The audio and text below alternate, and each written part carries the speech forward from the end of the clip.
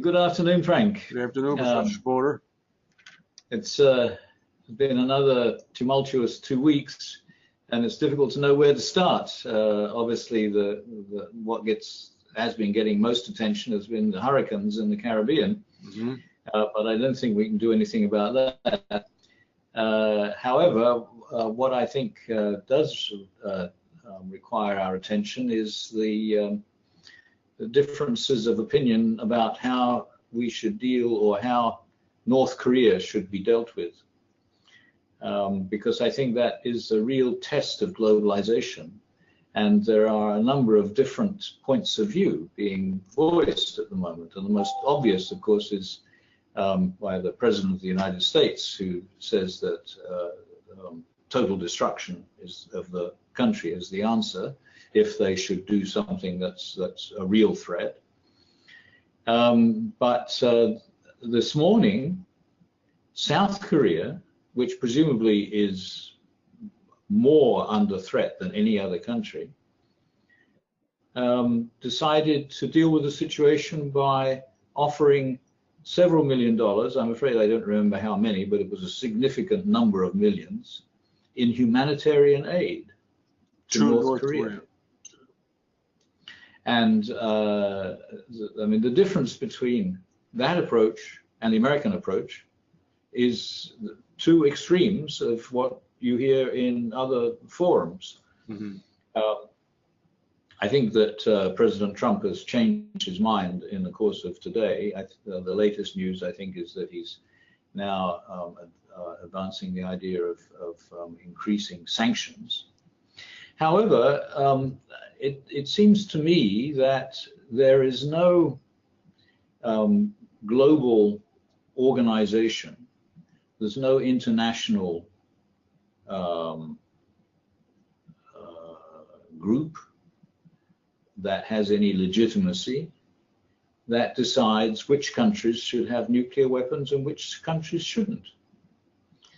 I mean, the whole argument is based on the idea that America is the world's policeman, and nobody else, without America's permission, has permission, is able to or should be allowed to have nuclear weapons.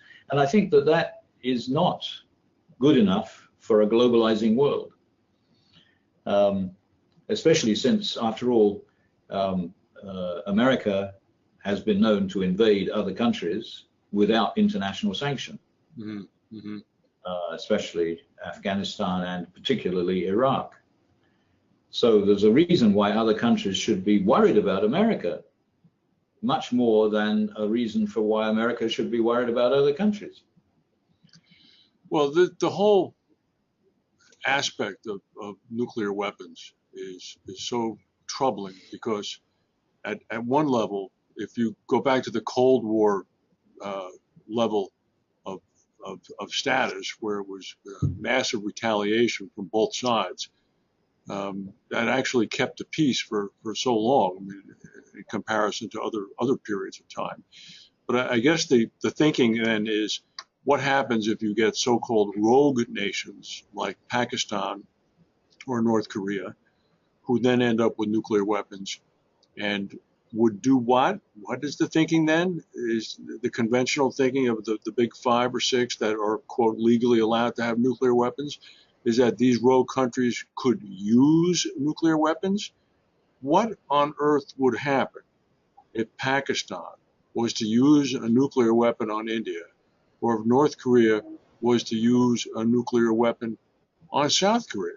I mean, what would happen? It truly would be massive retaliation of one sort or another by someone, presumably in the case of North Korea, the United States, and in the case of India, either the Indians and who else, possibly the Chinese.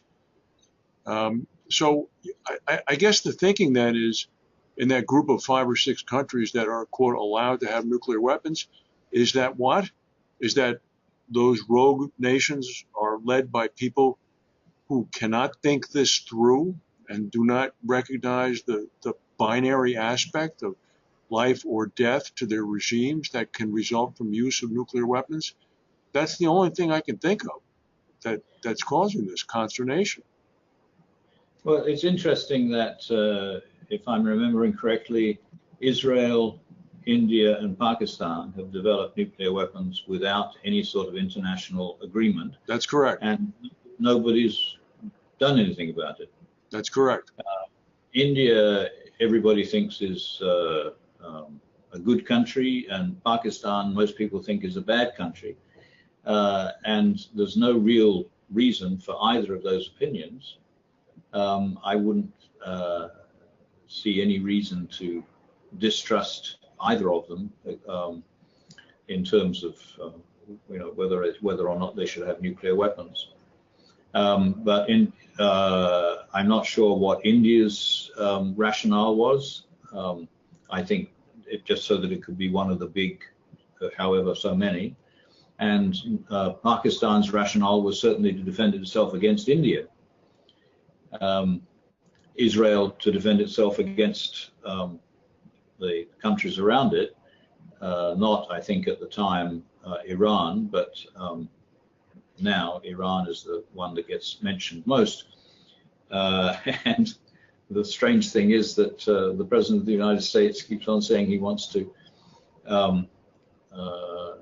do away with the agreement for Iran not to have nuclear weapons. Right, right. Which nobody seems to understand. Well, I think. But anyway, go ahead. The problem is that, and this is a problem that we've come back to in the discussion of globalization again and again, that the biggest problem for it, as globalization continues to progress, is organization, because the highest level of organization that we have is the nation state. And we've got nearly 200 nation states. They're all very unequal, and some of them have more power than that, incredible amount more power than the others. The United Nations is not very useful in terms of reaching international agreements. So the biggest problem is to try to find a way to have globally acceptable agreements about international behavior. And at the moment, as far as I can see, nobody has any idea how to do that. Well, let me tell you what I would do if I was President Trump. I would immediately convene a meeting with the North Koreans and the South Koreans and the Americans and perhaps a couple of former United Nations allies that fought in the Korean War. And I would meet at the demilitarized zone meeting space on the 38th parallel. And I would formally sign a peace treaty that ended the Korean War, recognizing that North Korea is a legitimate country and professing publicly that the United States has no wish to reunify the Korean Peninsula. And, you know, for many, many years, and I think even officially today, to this date, the official policy of the American government is that they will not engage in one-on-one negotiations with North Korea. They won't do it. I mean, we have many, many unofficial contacts with them, many different paths to communicate to them. But if I was the North Korean leadership, I would take great umbrage at this. I would feel quite slighted. And given the fact that they're basically so hermetically sealed off as they are, and when you're alone with yourself for too long, I think even on a regime perspective, your thoughts can begin to go in bad directions. I think that it's time to open the window and let some sunlight into them and see where things go. This whole globalization argument works in favor of stabilizing that situation by allowing a possible way for new ideas to begin to get in there. Well, I mean, especially since America has troops in South Korea. Yeah, that's presumably can be seen by North Korea as a threat from America. And so there has to be some sort of negotiation about an agreed situation, so that everybody knows what would be a threat and what wouldn't be a threat. I agree with that. And I think that I was a little dismayed that President Obama did not do that. I've never quite understood the rationale of taking such a strident and hard line against these people. I mean, I can understand colloquially, we can say, oh, they're crazy, they can't be trusted, they're this, they're that. But when it comes down to it, if you look at it almost in a Bismarckian kind of sense, I mean, there's no choice but to have a conversation with them. Even without the need of nuclear weapons, from a conventional weaponry perspective, I mean, they could kill 2 million people in Seoul in a minute with artillery fire. So, I mean, what's the point here? What are we doing? Are they represented in the United Nations? They are. They are. So, but they didn't. No, there was no North Korean speech there the other day, was there? There was not a speech, but the vice foreign minister was there and was quoted as saying that Trump's comments the other day in his speech were simply like the barking of a dog in a bad dream. Oh, that's right. Yes, I did see that. Yeah. So he's in New York. I mean, they have a consulate to the United Nations in New York City. There are North Korean diplomats in New York City. So it's funny because I don't know if you're aware of this, but Trump's, there's a recent set of polls that came out this morning, and 72% of the people polled in the United States gave Trump great credit for his supposed bipartisan agreement with the Democrats on the debt ceiling.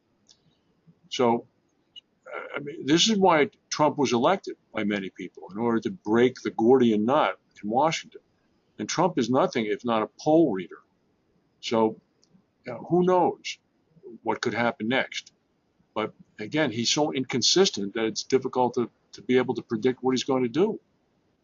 Yeah. Yeah. And, well, of course, he has to, he has to give orders to people, and the people he gives orders to have to do what the orders say. And I wonder, in fact, whether they would in certain cases. That would be an interesting test. Well, I suspect you're talking about what I think you're talking about, and that would be a order to launch a nuclear attack. Yeah. Well, it's interesting because every U.S. officer, I believe, is under orders to not accept a legal order. That's, I think, how it's phrased. Yet, last month or 2 months ago, whenever the bellicosity was very high between us and North Korea, I did see a spate of articles saying that the military would, in fact, execute an order because it would be viewed as a legal order coming from the National Command Authority. So you don't know. I guess the only thing that I can think of that's going on that disturbs me, in addition to the fact that we're not talking to the North Koreans, is, I mean, what would constitute in Trump's eyes a reason for us to attack them? Yeah. Is it simply a quote unquote threat? I mean, the United States then is going to engage in a first strike? I mean, that's not what we do. Is it an attack on Guam? Yeah, okay, now you're getting close. I can see that. That would warrant a response. An attack on South Korea or Japan, of course, that would warrant a response. But just more missile launches, that would warrant a nuclear attack on North Korea? I don't think so. I don't understand that. But I mean, that's the kind of conversation that if we begin to discuss things with them, you remember, it wasn't that long ago, and we met yet again, unfortunately, that we were having these exact same conversations about Iran. But once we began to speak to the Iranians, and we began to speak to their foreign minister, who Javi, is that his name? Zarif. Right. And we began to realize that, well, all right, there's a dialogue that we can have here. There's a certain amount of reasonableness. It sort of de-escalates the whole process. I mean, if you don't talk to people, it doesn't go anywhere. And Rouhani made a very good speech in the UN in response to Trump. He did. He did. And everybody seems to be telling the U.S. president not to continue to support the JCPOA. Well, from what I read in the Washington Post today, that despite what he's saying, he's not going to abrogate it. He's going to try to modify it, because he is, after all, a supreme deal maker, Brian. He's going to try to get a better deal. So, well, I'll tell you, just as an aside, the refugee problem, I was in Calais for 3 days the other day. Yes. And of course, that big refugee camp there has been taken down.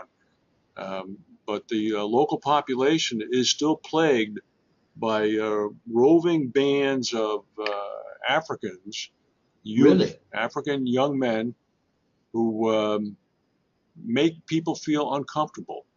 I assume they're being placed somewhere locally. They're not out in the field in a tent city any longer.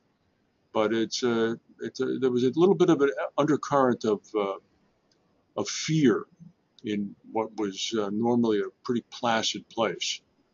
I wonder whether that is just in Calais or whether similar things are happening in other parts of Europe. I don't know. We went down to Boulogne for a day, and there was nothing like that there. We saw a number of incidents of police activity with young African males, and the shopkeepers were quite on guard when they would congregate in front of their store windows. I mean, it's an unusual situation. And yet, meanwhile, on Sunday, the leader of the country that took the most refugees in is likely going to be reelected to a 4th term in Germany. So, yeah. Well, I've talked way too much. All right. Well, thank you, Brian. We'll look forward to next week. Yes. All right. Thank Take care. Bye-bye.